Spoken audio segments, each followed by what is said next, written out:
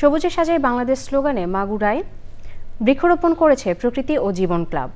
পরিবেশ সচেতন ভবিষ্যৎ প্রজন্ম গড়ার এই অভিযাত্রার সহায়ক মোবাইল নেটওয়ার্ক অপারেটর বাংলালিংক। পরিবেশ সুরক্ষায় এই কর্মসূচিকে সময়োপযোগী বলছেন বিশিষ্টজনরা। শামীম খানের তথ্য ও ভিডিওচিত্রে আফরোজা হাসির রিপোর্ট। নবগঙ্গা নদী বিধৌত জেলা মাগুরা।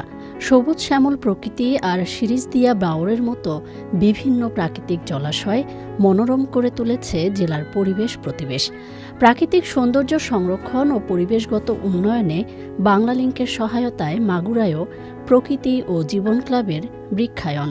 একটি গাছ যে পরিমাণ কার্বন শুষে নেয় তা যদি আমি তুলনা করি একটি গাড়ির সাথে, একটি গাড়ি যখন 15,000 কিলোমিটার চলে তার থেকে যে ধরনের কার্বন নিঃসরণ হয় সেই কার্বনকে একটি গাছ শুষে নিচ্ছে এক বছরে।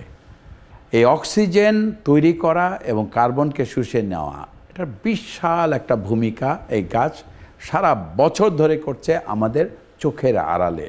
আসুন সারা বাংলাদেশটাকে আমরা সবুজে ছেয়ে ফেলি। নানা প্রজাতির গাছ নিয়ে রাউতরা স্কুল ও কলেজের শিক্ষার্থীদের বর্ণিল শোভাযাত্রা ও উচ্ছ্বাসী অংশগ্রহণ ভিন্ন মাত্রা যোগ করে সবুজ উৎসবে।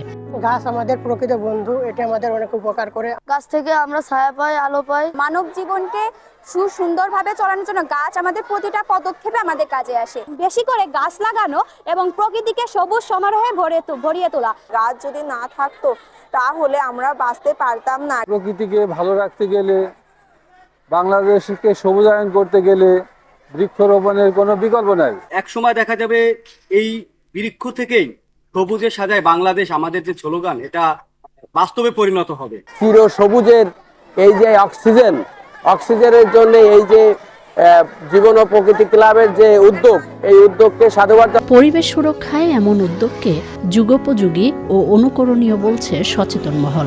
ছায়া, নিবিড়, ভালোবাসা, অক্সিজেন নিয়ে আমাদের সন্তানরা যাতে ভবিষ্যতে বড় হতে পারে, এই জন্য এই গাছ দান কর্মসূচিকে আমি খুব একটা উন্নত প্রোগ্রাম বলে আমি মনে করি। প্রকৃতি ও জীবন এত বড় একটা এত সুন্দর একটা উদ্যোগ নিছে, এটার সাথে বাংলালিংক আমরা থাকতে পেরে অনেক আর কি নিজেদের কাছে ভালো লাগতেছে।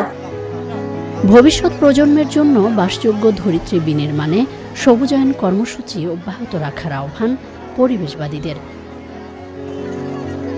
আফরোজা হাসি, চ্যানেল আই।